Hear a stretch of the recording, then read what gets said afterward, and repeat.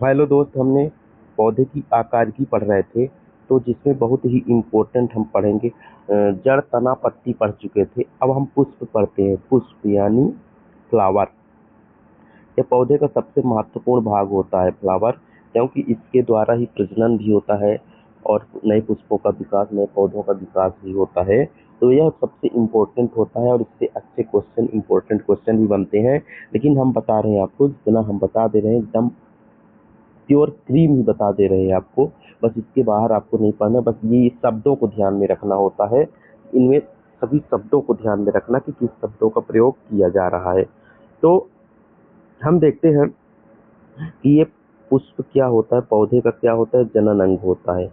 पौधे का जनन अंग क्या होता है, पुष्प। वो भी आवृतबीजी पौधे में पुष्प जनन क्रिया के लिए उत्पन्न होते हैं। ठीक।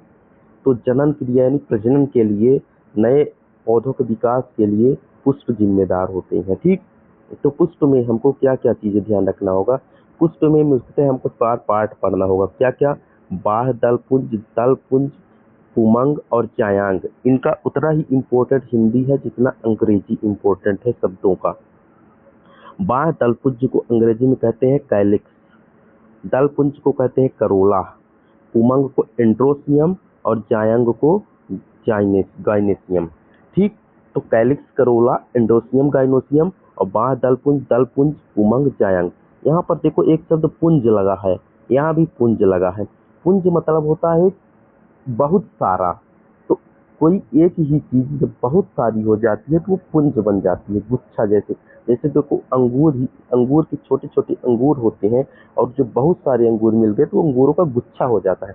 ऐसे ही बाह्य दलपुंज कैलिक्स होता है, उस वो गुच्छा होता है इसका, दल पुंज का, जिसको हम सेपल कहते हैं। तो कई सारे सेपल जब मिल जाते हैं तो कैलिक्स बन जाता है। इस चीजों को हमको ध्यान में रखना।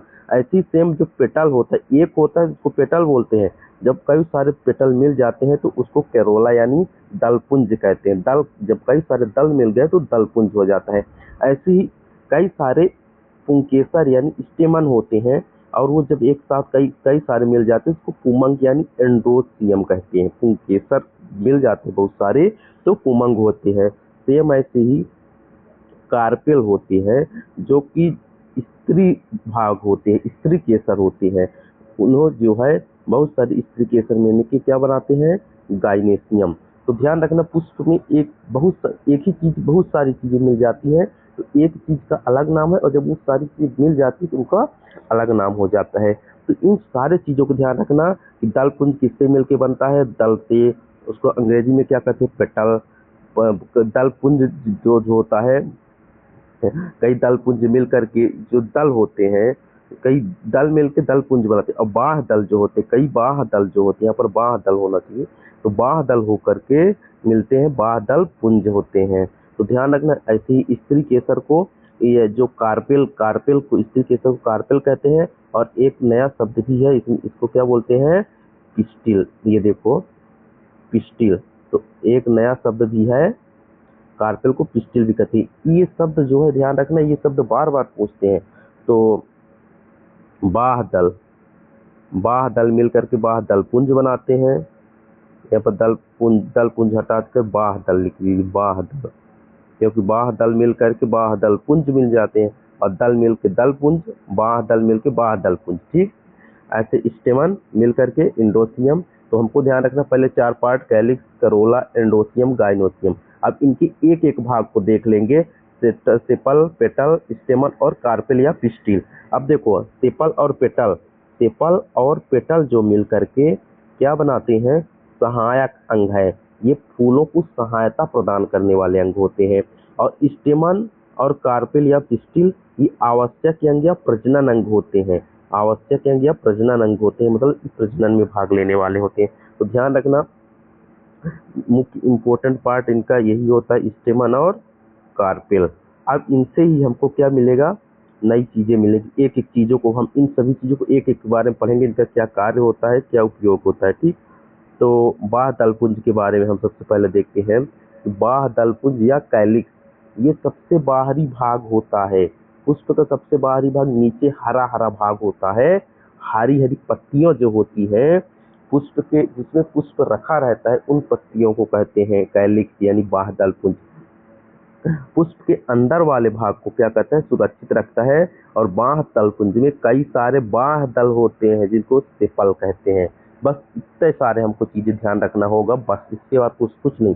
बस सेपल मिलकर के कैलिक्स बनाते हैं, मतलब बाह्यदल पुंज मिलकर बाह्यदल मिलकर बाह्यदल पुंज बनाते हैं। ठीक, अब करोला, उसके ऊपर वाला भाग, बाह्यदल पुंज के ऊपर करोला होता है, यानी ये पौधों की रंग बिरंगी जो पत्तियां होती है, बाहर चारों तरफ रंग बिरंगी पत्तियां होती है, उन्हीं को कहते हैं हम करोला। और इनका काम क्या होता है, कीटों को आकर्षित करना। और दल पुंज किससे मिलकर बने होते हैं, पेटल से, यानी दल से। ठीक, तो ध्यान रखना, बस तीन चीजें याद रखना, इसके बाद आपको कुछ पढ़ना पड़ेगा दोस्त, बस इतनी चीजें पढ़ना होगा। ठीक है, अब देखते हैं पुमंग, पुमंग और जायांग। ठीक, तो पुमंग और जायांग, पुमंग को क्या बोलते हैं, एंड्रोसियम। जो जो नई नई चीजें पहली बार देख रहे होगे तो आपको कठिन लग रहा होगा, लेकिन ये चीजें बहुत सिंपल चीजें हैं, इनको याद ही होना चाहिए।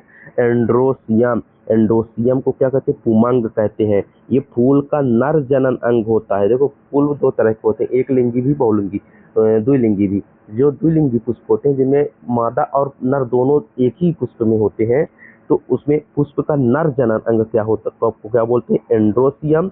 ये एक ही पुष्प में हो सकते हैं, अलग अलग भी पुष्प में हो सकते हैं, जरूरी नहीं है। ठीक, और पौधे में परागण बनाने का काम, परागण बनाने का काम मतलब परागण जो बनता है, जो कि पराग कोश में जाएगा, वो कौन बनाता है, पुमंग बनाता है। एक तरह पुमंग नर होता है जो परागण बनाता है, जिससे बीज उत्पन्न होता है जब ये पराग कोश में जाता है। पुमंग में कई सारे पुंकेसर मिलके बने होते हैं, स्टेमन मिलके बने होते हैं। इन शब्दों को ध्यान रखना दोस्त, एक बार शब्द अगर माइंड में बैठा लिए तो फिर भूलेगा नहीं और क्वेश्चन आप सॉल्व कर लोगे। जायांग या स्त्री केसर, ये स्त्री भाग होता है, पुष्प का स्त्री केसर भाग होता है, यानी मादा जनन अंग होता है। और एक से अधिक स्त्री केसर जब मिलते हैं, तो ये जो कार्पेल होते हैं या स्त्री केसर होते हैं, जब कई सारे स्त्री केसर मिलते हैं तब उसको जायांग बोलते हैं। ठीक, बस इतना चीजें हमको पढ़ना। अब हमको देखना होगा कि पुमंग में कितने पार्ट होते हैं और जायांग यानी मादा के कितने पार्ट होते हैं। तो पुष्प का मादा जनन अंग और नर जनन अंग को हम देख लेंगे कि इनके पार्ट क्या होते हैं। ठीक, तो नेक्स्ट देख लेते हैं, बस इसके बाद क्वेश्चन आपका सारा कंप्लीट होगा। तो देखो ये इतना पढ़ लीजिए, इतने पार्ट से बाहर आपको कुछ नहीं पढ़ना पड़ेगा। क्या, मेल आर्गन, मेल आर्गन जो पुष्प का मेल आर्गन होता है, मेल आर्गन होता है, क्या होता है, स्टेमन, स्टेमन यानी पुंकेसर। इसमें देखो क्या क्या पार्ट होता है, इतना ही पार्ट होता है, गोल नीचे जा करके गोला हो जाता है, और ऊपर इसे तो इंथर कहते हैं ऊपर वाले भाग को, और जो डंडी जैसी संरचना होती है उसे फिलामेंट यानी तंतु कहते हैं। बस दो ही पार्ट होता है इसमें। स्टेमन यानी पुंकेसर में मादा जनन के मेल आर्गन में, जो मेल आर्गन नर ऑर्गन होता है, इसमें दो पार्ट होते हैं, एंथर और फिलामेंट, बस ध्यान रखना। और स्त्री केसर यानी फीमेल पार्ट ऑर्गन जो होता है, उसको पिस्टिल जिसको कहते हैं या कार्पेल जिसको कहते हैं, तो उसमें तीन पार्ट याद रखना है, स्टाइल, स्टिग्मा सबसे ऊपर, फिर स्टाइल, फिर ओवरी। तीन चीजें होती है, ध्यान रखना, स्टिग्मा, स्टाइल, ओवरी। वर्तिकाग, स्टिग्मा को कहते हैं वर्तिकाग, स्टाइल को वर्तिका, और ओवरी को अंडाशय। अब देखना ये सबसे ऊपरी हिस्सा क्या पूछेगा, ये भी क्वेश्चन पूछा है कि मादा जनन अंग का सबसे ऊपरी भाग क्या होता है, तो स्टिग्मा होता है यानी वर्तिकाग्र। मध्य भाग क्या होता है, क्वेश्चन पूछा है, वर्तिका। और सबसे नीचे का भाग, नीचे का फूला हुआ भाग, देखो नीचे का फूला हुआ भाग जो निषेचन में भाग लेता है वो होता है ओवरी। ओवरी माने अंडाशय, और अंडाशय में ही क्या पाए जाते हैं, ओव्यूल्स पाए जाते हैं, जो बीजांड पाए जाते हैं। ठीक, इसके बाहर आपको नहीं पढ़ना है दोस्त, ना कुछ पढ़ना पड़ेगा, इन सारे शब्दों को ध्यान रखना, बस हो गया। और ओवरी से जब ओवरी का विकास होता है तो ओवरी से क्या बनता है, फल बनता है। ओव्यूल्स, देखो यहाँ ओव्यूल जो अंडाशय होता है, वो अंडाशय से क्या बनेगा, फल बनेगा, और बीजांड से सीड, बीज बनेगा। ठीक, या ये क्वेश्चन पूछता है। और ओवरी का जो वाल होता है, ओवरी की जो दीवार होती है, उससे फ्रूट्स की या फलों की दीवार बनती है। ठीक, बस दोस्त इनसे किस चीज का किससे क्या निर्माण होता है, पौधे की किस चीज से, तो ध्यान रखना, ये जब निषेचन होता है तो इन चीजों से निर्माण होता है। स्टिग्मा, स्टाइल, ओवरी, ओवरी के अंदर ओव्यूल्स पाए जाते हैं, एंथर, फिलामेंट, ये शब्द, बस इससे ज्यादा कुछ नहीं पढ़ना है। अब परागण थोड़ा देख लेंगे, इम्पोर्टेंट। परागण कैसे होता है, तो देखो परागण होता क्या है कि फूल के नर जनन भाग यानी पराग कोश से परागण का मादा के वर्तिकाग्र तक पहुंचना ही परागण कहलाता है।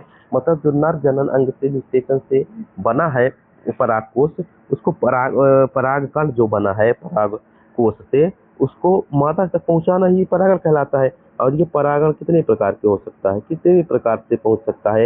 या एक तो स्वपरागण होता है, खुद से परागण होगा, या पर परागण या किसी दूसरे के द्वारा पहुंचाया जाएगा। पराग कोश से जो परागण होता है, फूल में बना परागण जो वर्तिकाग्र तक या तो खुद से पहुंच जाएगा या किसी अन्य माध्यम से पहुंचाया जाएगा। खुद से पहुंच जाएगा तो उसे स्वपरागण, अन्य माध्यम से जाएगा तो उसे पर परागण कहेंगे। अब स्वपरागण में भी दो कंडीशन बन सकती है, ऑटोगेमी और गेमिटोगेमी। ध्यान रखना, ऑटोगेमी और गेमिटोगेमी। कैसे ऑटोगेमी, सेम प्लांट हो, एक ही पौधा हो और एक ही फ्लावर हो। देखो नर और मादा दोनों एक ही पुष्प में बनते हैं, एक ही पुष्प में बन सकते हैं, अलग अलग नहीं बन सकते हैं। तो एक पुष्प में ही नर है और मादा है, तो नर के पराग कोश से जो परागण है वर्तिकाग्र तक पहुंचेगा एक ही फूल के अंदर, तो ये ऑटोगेमी होगा। और पुष्प पेड़ एक ही है लेकिन फूल अलग अलग है, सेम प्लांट है लेकिन टू फ्लावर्स है, तो एक ही पौधा लेकिन अलग अलग, तो इसे गैमिटोगेमी कहेंगे। ठीक। अब देखो परागण कैसे, ये पर परागण क्या है, एक ही पौधे के फूल से दूसरे पौधे के फूल, एक पौधा का फूल है और दूसरे पौधे के, यहाँ पौधा चेंज हो गया, ठीक, दूसरे पौधे के फूल तक पहुंचने की क्रिया को क्या कहते हैं, cross pollination. Cross cross pollination. ठीक। अब ये भी दो टाइप का होता है, एलोगैमी या हाइब्रिडिज। एलोगैमी मतलब एक ही जाति के, अब पुष्प तो है पर एक ही जाति का पुष्प हो ना। गुलाब का है तो गुलाब दूसरे पेड़ के गुलाब के फूल से ही मिले, ये नहीं कि पहले फूल का गुलाब दूसरे का कमल, जब दूसरे का फूल पहले फूल एक अलग अलग जाति का होगा, गुलाब का चमेली से मिल गया, यहाँ गुलाब का गुलाब से ही मिले जब, तो एक ही जाति का होगा। तो एलोगैमी और हाइब्रिडिज्म में मतलब अलग अलग जाति के पौधे हों तो उसे, तो इस तरह हमने क्रॉस परागण और सेल्फ परागण देख लिया। अब देखो परागण का प्रकार कैसे होते हैं। देखो पराग कण जो होता है, पराग कोश से पराग कण पहुंचने के कई माध्यम हो सकते हैं, या तो हवा द्वारा भी इसका पराग कण जो है उसके वर्तिकाग्र तक, उसकी फूल के वर्तिकाग्र तक पहुंच गया तो एनिमोफिली कहते हैं। तो इनको ये ध्यान रखना कि इनमें ये पूछता है कि किस माध्यम को क्या बोला जाता है। अगर पानी के द्वारा पहुंचा है परागकण जो है वर्तिकाग्र तक तो हाइड्रोफिलो कहेंगे। कीट द्वारा पहुंचा है तो एंटोमोफिली कहते हैं। पक्षियों द्वारा पहुंचा है तो अर्निथोफिली कहते हैं। चमगादड़ द्वारा पहुंचा है तो कायरोप्टोफिली कहते हैं। और मनुष्य द्वारा तो एंथोफिली। बस इतना क्वेश्चन पूछता है दोस्त, इसके बाहर कुछ नहीं पूछना है और ना ही हमको पढ़ना ही, इतना हमको बार बार रिवीजन कर लेना है, सारी चीजें हमारी क्लियर हो जाएगी। यही चीजें बार बार पूछता है, कहीं भी आप देख लेना दोस्त। और हम इसके बाद नेक्स्ट और इम्पोर्टेंट चीजें पढ़ाएंगे, पादप ऊतक हो गया, पादप हार्मोन्स हो गया, प्रकाश संश्लेषण, और इसके बाद कुछ नहीं पढ़ना होगा।